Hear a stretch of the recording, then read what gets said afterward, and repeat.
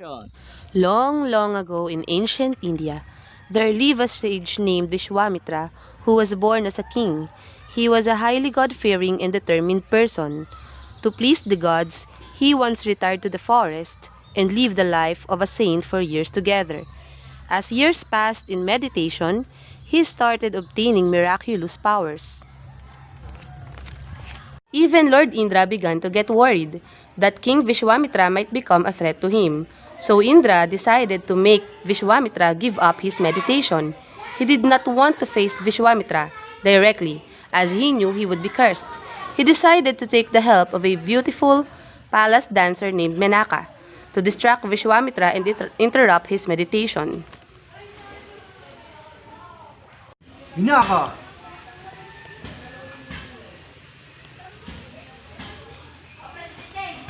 You have to go to Earth.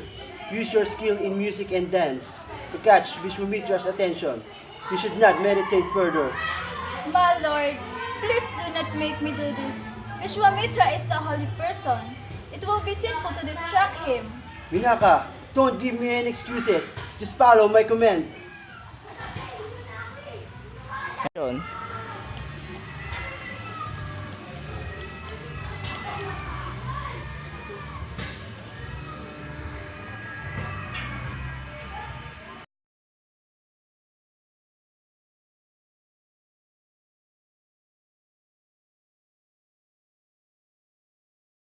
Menaka did not argue any further. She reached the forest, where Saint Vishwamitra was performing his meditation and began dancing in front of him. First, Vishwamitra was not disturbed.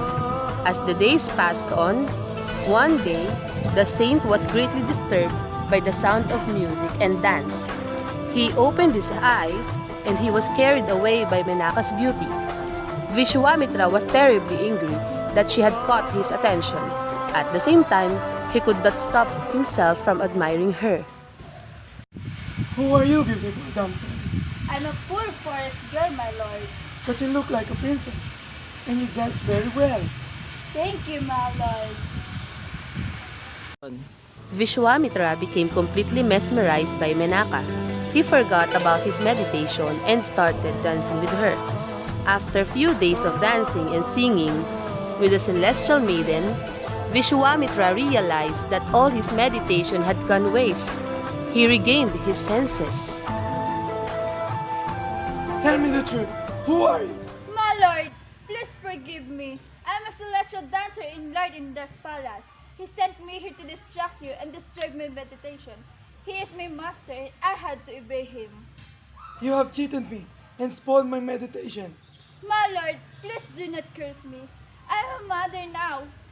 Please allow me to stay here and give birth to my child. I don't want to see you any longer. Leave this place, or I will curse you.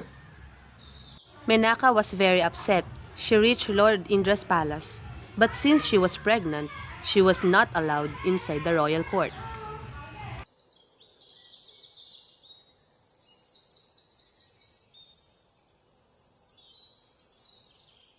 She gave birth to a beautiful baby girl and named her Shakuntala. From now on, I will call you Shakuntala. Left her child with another sage and went back into Lord Indra's palace. Holy Sage, please take care of my child Shakuntala.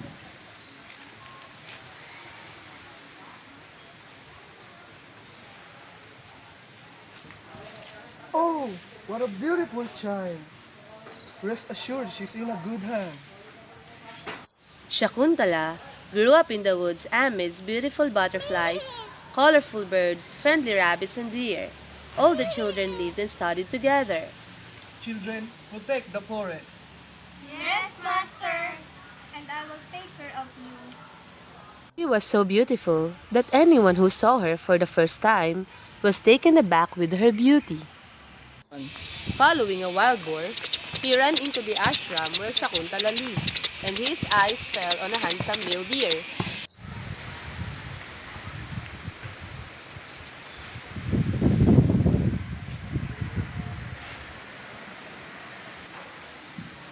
Yun. He took an arrow and immediately shot the deer. The deer fell down in agony.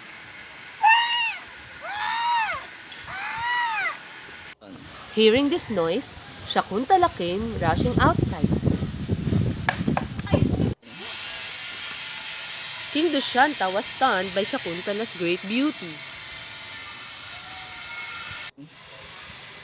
Hunter, what have you done to my lovely deer? If something happens to my lovely deer, you are solely responsible. How could you kill this poor creature? Beautiful princess, please forgive me. Let me stay in your ashram for a few days and cure your deer. I am not a princess. I live in this ashram and take care of all of the creatures here. My name is Shakuntala. Who are you, Hunter? I'm not a hunter. My name is Dushyanta.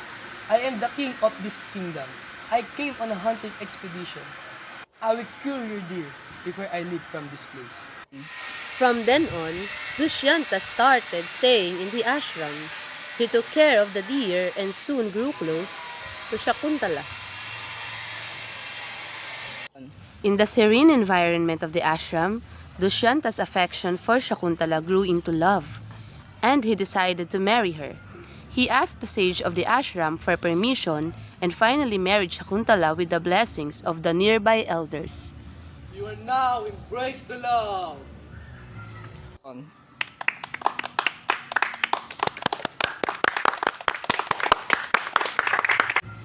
One day,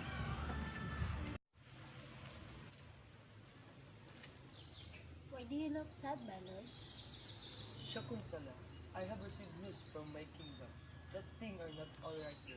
I have to go back immediately. I'm going to be a mother now. I will also come along with you. I cannot take you like this to the kingdom. I have to make all the arrangements there and then come and take you to the kingdom so that you can receive information that your mother became a queen.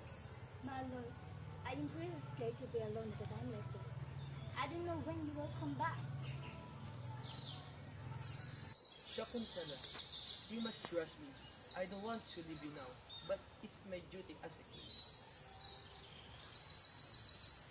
I will give you my ring as a token of my affection. one day, Sage Agastya came to the ashram. Shakuntala was in her own world and she did not see the sage. The sage stood there for some time, but even then Shakuntala did not notice him, as she was completely absorbed in her thoughts of Dushyanta. The sage grew terribly angry. Shakuntala, I have been here quite some time, but you never welcome me properly. If this is how you treat your elder, then the person whom you're dreaming about will certainly forget you. Shakuntala came back to her senses when she heard this curse. She could not bear the harshness of the curse, and she began wailing. My lord, Shakuntala is deeply disturbed. Her husband is not with her, and she is expecting a child. Please pardon her, and please give a remedy for his curse. All right. If Shakuntala show her husband any article he has given her, he will remember everything. Thank you, my lord. Shakuntala, having waited for so long for Dushyanta, decided to meet him in his palace. She took her belongings and left the ashram. On the way, she had to travel by boat to reach the kingdom. She was carried away with the beauty of the clear and colorful waters. She began playing with the water, dipping her hands in it. With the ring that King Dushyanta had given her, the ring slipped and fell into the water.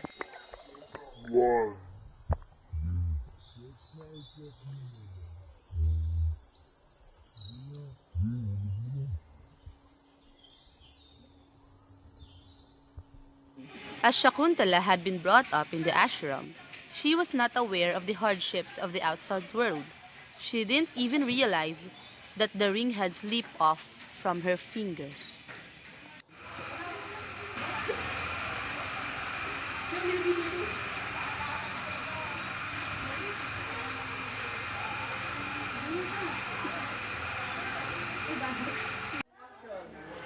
My lord, why didn't you come and meet me all these days? I could not bear the separation any longer. Please, My lord, we are going to have our child next month. Poor lady, I really don't know who you are. I think you have come to the wrong place. You must be mistaken. Yet you are carrying a child, so you must rest here for a while. My lord, what are you saying? You are my husband and I am your wife. You married me in the forest to save me. You told me that you would come and take me to the kingdom. I'm sorry, young lady, but I really don't know you. I am a king. Don't try and embarrass me. I will give you some money. Please go away from here. You have come to the wrong place. My lord, what will I do now? I don't want your money. I just know what to do now. Young lady, please leave the palace. Who are you trying to fool? Go away and don't disturb me any further.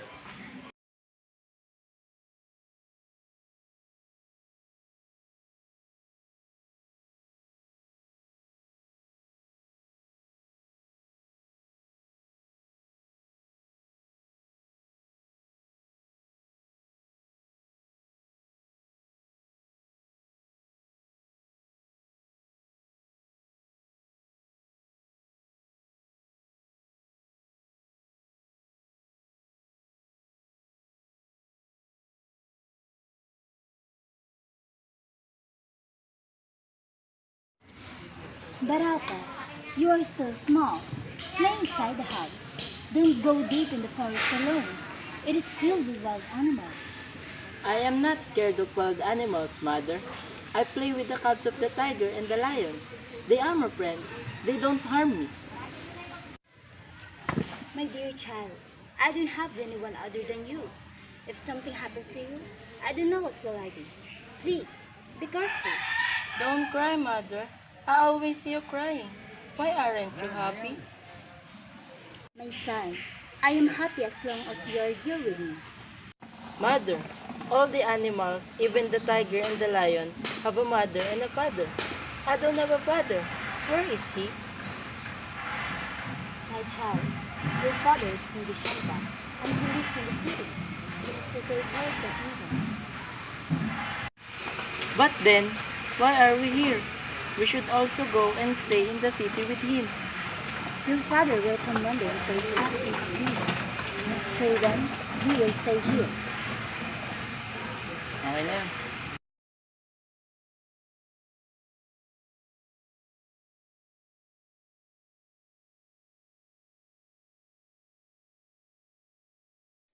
One day, a fisherman caught a fish and began cutting it so that he could sell it in the market. Suddenly, he saw a ring in the stomach of the fish, as it had a king's emblem on it. Oh, I think it's the ring of the king. I must return it to him. Naman.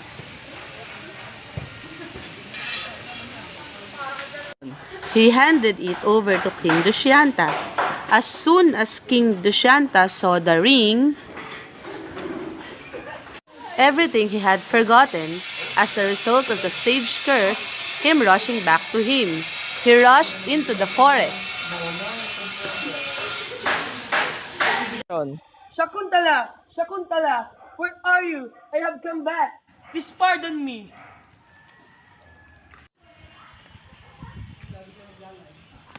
Great king, Shakuntala came in search of you when she was carrying my child, but you did not recognize her. It's all because of the curse of Sage Agasha. Now, after seeing the ring, you have got back your memory. Where will I search for Shakuntala now? What happened to my child? My God, what have I done? My lord, we don't know how we can help you. We don't know where Shakuntala is. Dushyanta was terribly upset. He returned back to his kingdom with a heavy heart. Months passed on. Dushyanta lost interest in his kingdom. He could not concentrate on the affairs of his kingdom. My lord, why don't you go for hunting for some time? Time away from the kingdom may distract your mind. I don't want to go anywhere, nor do I want to stay here. Great king, you are a great warrior.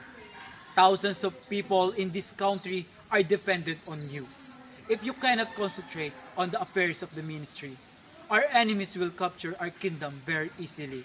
Have mercy on us, and please cheer up. You will definitely find your wife and child one day.